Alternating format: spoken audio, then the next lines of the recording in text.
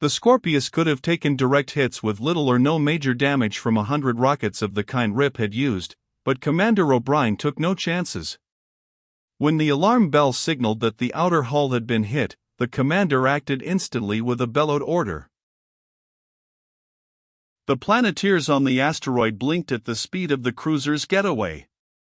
Fire flamed from the stern tubes for an instant, and then there was nothing but a fading glow where the Scorpius had been. Rip had a mental image of everything movable in the ship crashing against bulkheads with the terrific acceleration. And in the same moment, the Consops cruiser reacted. The Connie commander was ready to fire guided missiles, when his target suddenly, mysteriously, blasted into space at optimum acceleration. There was only one reason the Connie could imagine: his cruiser had been spotted. The ambush had failed. It was one thing for the Connie to lie in ambush for a single, deadly surprise blast at the Federation cruiser. It was quite another to face the nuclear drive ship with its missile ports cleared for action. The Connie knew he had lost. Rip and the Planeteers saw the Consops ship suddenly flame away, then turn and dive for low space below the asteroid belt, in a direction opposite to the one the Scorpius had taken. The Planeteers' helmet communicators rang with their cheers. The young officer clapped Santos on the shoulder and exclaimed weakly, "Good shooting." The corporal turned anxiously to Koa. "The lieutenant's pretty weak. Can't we do something?" "Forget it," Rip said. There was nothing anyone could do. He was trapped inside his spacesuit. There was nothing anyone could do for his wound until he got into air. Koa untied his safety line and moved to Rip's side. "Sir, this is dangerous, but there's just as much danger without it." "I'm going to tie off that arm." Rip knew what Koa meant. He stood quietly as the big sergeant major put the line around his arm above the wound, then put his massive strength into the task of pulling the line tight. The heavy fabric of the suit was stiff, and the air pressure gave further resistance that had to be overcome. Rip let most of the air out of the suit, then fought for breath until the pain in his arm told him that Koa had succeeded. He inflated the suit again and thanked the sergeant major weakly. The tight line stopped the bleeding, but it also cut off the air circulation. Without the air, the heating system couldn't operate efficiently. It was only a matter of time before the arm froze. "Stand easy," Rip told his men. "Nothing to do now but wait. The Scorpius will be back." He set an example by leaning against the thorium crystal in which the cave was located. It was a natural but rather meaningless gesture. With virtually no gravity pulling at them, they could remain standing almost indefinitely, sleeping upright. Rip closed his eyes and relaxed. The pain in his arm was less now, and he knew the cold was setting in. He was getting lightheaded, and, most of all, he wanted to sleep. Well, why not? He slumped a little inside the suit. He awoke with Koa shaking him violently. Rip stood upright and shook his head to clear his vision. "What is it?" "Sir, the Scorpius has returned." Rip blinked as he stared out into space to where Koa was pointing. He had trouble focusing his eyes at first, and then he saw the glow of the cruiser. "Good," he said. "They'll send a landing boat first thing." "I hope so," Koa replied. Rip wanted to ask why the big Planeteer was dubious, but he was too tired to phrase the question. He contented himself with watching the cruiser. In a short time the Scorpius was balanced, with nose tubes counteracting the thrust of stern tubes, ready to flash into space again at a second's notice. Rip watched, puzzled. The cruiser was miles away. Why didn't it come any closer? Then suddenly it erupted a dozen fiery streaks. Snapper boats, someone gasped. Rip jerked fully awake. In the ruddy glow of the fighting rocket's tubes, he had seen that the cruiser's missile ports were yawning wide, ready to spew forth their deadly nuclear charges in an instant.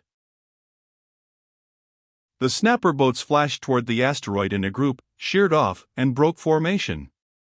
They came back in pairs, streaking space with the sparks of their exhausts. Into the cave, Koa shouted. The Planeteers obeyed instantly. Koa took Rip's arm to lead him inside, but the young officer shook him off. No, Koa. I'll take my chances out here. I want to see what they're up to. Great cosmos, sir. They'll go over this rock like Martian beetles. You'll get it, for sure. Get inside, Rip ordered. He gathered strength enough to make his voice firm. I'm staying here until I figure out some way to call them off. We can't just stand here and let them blast us. They're our own men. Then I'm staying, too, Koa stated. A pair of snapper boats flashed overhead and vanished below the horizon. Two more swept past from another direction. Rip watched, curious. What were they up to? Another pair quartered past them at high speed, then two more. The boats seemed to be crisscrossing the asteroid in a definite pattern. A pair streaked past, and something sped downward from one of them, trailing yellow flame. It exploded in a ball of molten fire that licked across the asteroid in waves. Rip tensed, then saw that the chemical would burn out before it reached them. Firebomb, Koa muttered. Rip nodded. He had recognized it. The Planeteers were trained in the use of firebombs, tanks of chemicals that burned even in an airless world. They were equipped with simple jets for use in space. The snapper boats drew off, back toward the Scorpius. Rip watched, searching for some reason for their actions. Then one of the boats pulled away from the others. It returned to the asteroid, with stern jet burning fitfully. Is he landing? Koa asked. Rip didn't know. The snapper boat was moving slowly enough to make a landing. Directly above the asteroid it changed direction, circled, and returned over their heads. Rip could almost have picked it off with a pistol shot. Santos could have blasted it into space dust with one rocket. The snapper boat changed direction, and for a fraction of a second stern and side tubes fought each other, making the boat yaw wildly. Then it straightened out on a new course. Koa exclaimed, "That's a drone." Rip got it then. A pilotless snapper boat. That's why its actions were a little uneven. Only one thing could explain its deliberate slowness. It was bait. The Scorpius had sent piloted snapper boats over the asteroid at high speed, crisscrossing in order to cover the thorium world completely, expecting to have the unknown rocketeer fire at them. Then a firebomb had been dropped as a further means of getting the asteroid to fire. But no rockets had been fired from the asteroid, so the pilot in control of the drone had sent it at low speed, a perfect target. That meant O'Brien wasn't sure of what was going on. He must have seen the blip on his screen as the Connie cruiser flamed off, Kip reasoned. But the commander probably suspected that the Connies had overcome the Planeteers and were in control of the asteroid. He had sent the snapper boats to try to draw fire, in an attempt to find out more surely whether Planeteers or Connies had the thorium rock. The Scorpius doesn't know what's going on, Rip told his Planeteers. O'Brien didn't know the cruiser was waiting to ambush him, so the rocket we fired made him think the Connies had taken us over.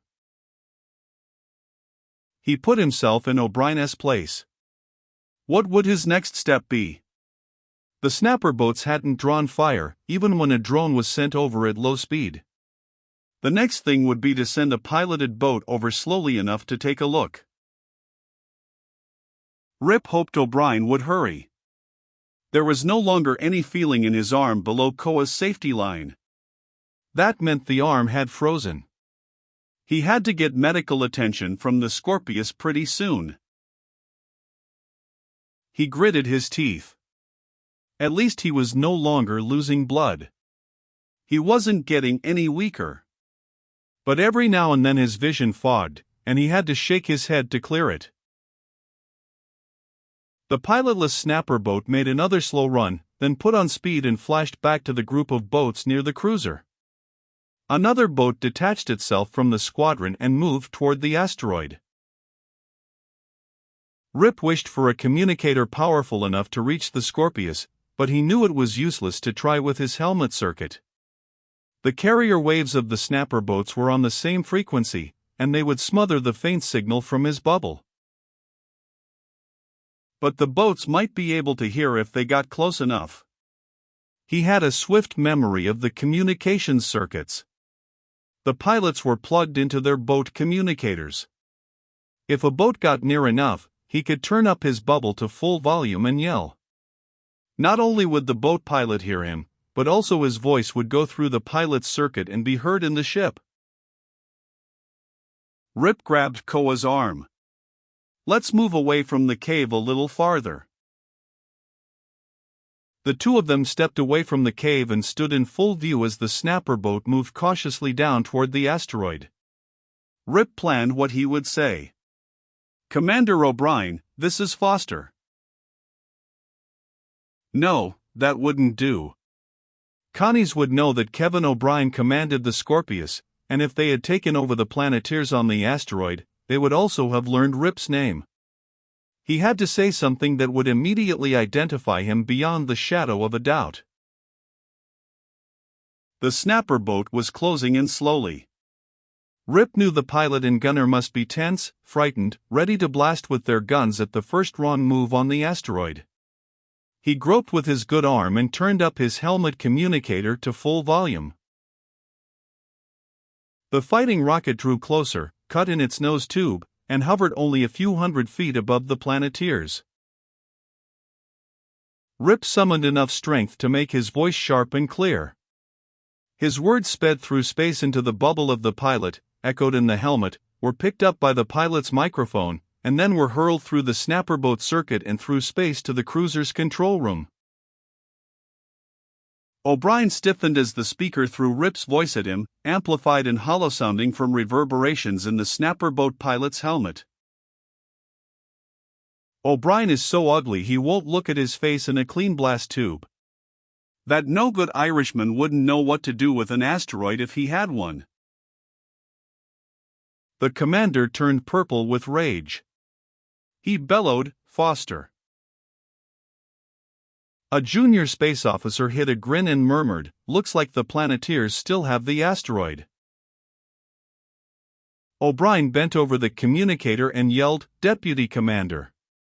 Launch landing boats. Get those Planeteers and bring them here under armed guard. Ram it." The snapper boat pilot through whose circuit Rip had yelled turned to look wide-eyed at his gunner. "Did you hear that? Throw a light down on the asteroid. It must have come from there." The gunner threw a switch, and a searchlight port opened in the boat's belly. Its beam searched downward, swept past, then steadied on two spacesuited figures. "It worked," Rip said tiredly. He closed his eyes to guard them against the brilliant glare, then waved his good arm. Santos called from the cave entrance. "Sir, landing boats are being launched." "Bring out the prisoners," Rip ordered. "Line them up. Planeteers fall in behind them." The landing boats, with snapper boats in watchful attendance, blasted down to the surface of the asteroid. Spacemen jumped out, awkward at first on the no-weight surface. An officer glided to meet Rip, and he had a pistol in his hand. "It's all right," Rip told him. The Connies are our prisoners. You won't need guns. The spaceman snapped, "You're under arrest." Rip stared incredulously. "What for?" "The commander's orders. Don't give me any arguments. Just get aboard." "I can't argue with a loaded gun," Rip said wearily. He called to his men. "We're under arrest. I don't know why. Don't try to resist. Do as the spacemen order." Rip got aboard the nearest landing boat, his head spinning. O'Brien had made a mistake of some kind. The landing boats, loaded with Planeteers and Connies, lifted from the asteroid to the cruiser.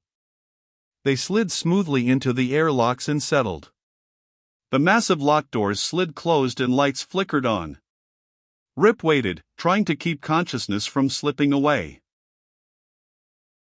The lock gauges registered normal air, and the inner valves slid open.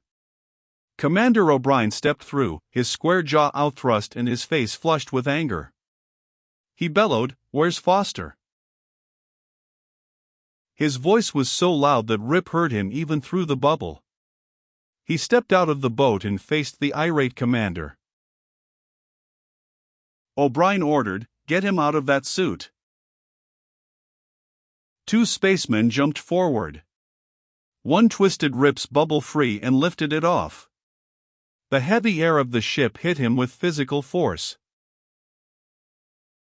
O'Brien grated, "You're under arrest, Foster, for firing on the Scorpius, for insubordination, and for conduct unbecoming an officer. Get out of that suit and get flaming. It's the spacepot for you." Rip had to grin. He couldn't help it. He started to reply, but the heavy air of the cruiser, so much richer and denser than that of the suits, was too much. He fell, unconscious. There was no gravity to pull him to the floor, but the action of his relaxing muscles swung him slowly until he lay face down in the air a few feet above the floor. Commander O'Brien stared for a moment, then took the unconscious Planeteer and swung him upright. His quick eyes took in the patch on the arm, the safety line tied tightly. He roared, "Quick! Get him to the wound ward." Rip came back to consciousness on the operating table. The wound in his arm had been neatly repaired, and below the wound, where his arm had frozen, a plastic temperature bag was slowly bringing the cold flesh back to normal.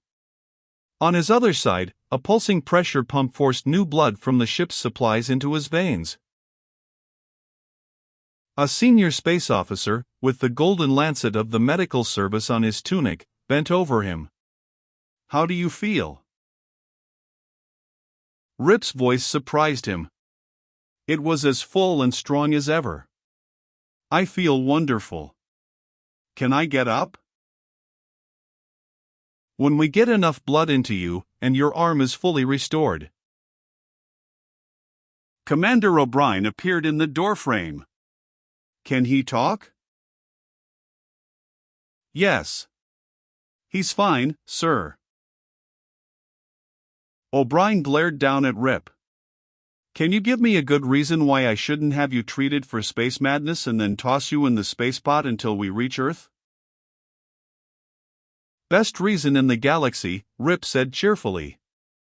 "But before we talk about it, I want to know how my men are.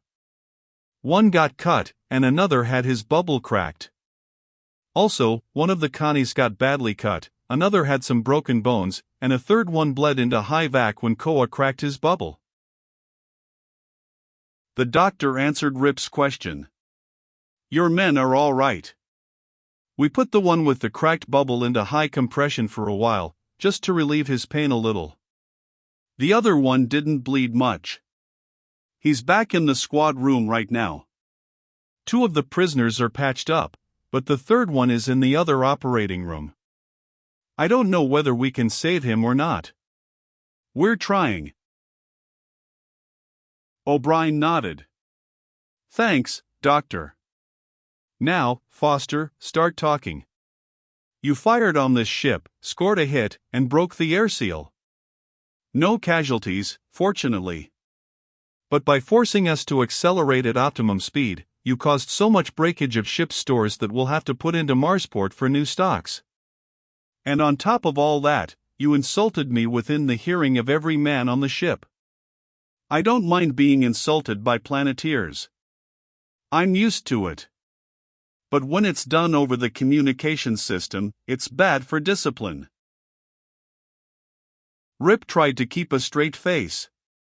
He said mildly, "Sir, I'm surprised you even give me a chance to explain." "I wouldn't have," O'Brien said frankly. "I would have shot off a special message to Earth, relieving you of command and asking for discipline board action. But when I saw those Connie prisoners, I knew there was more to this than just a young space pup going back wacky." "There was, Commander." Rip recited the events of the past few hours while the Irishman listened with growing amazement. "I had to convince you in a hurry that we still held the asteroid, so I used some insulting phrases that would let you know, without any doubt, who was talking.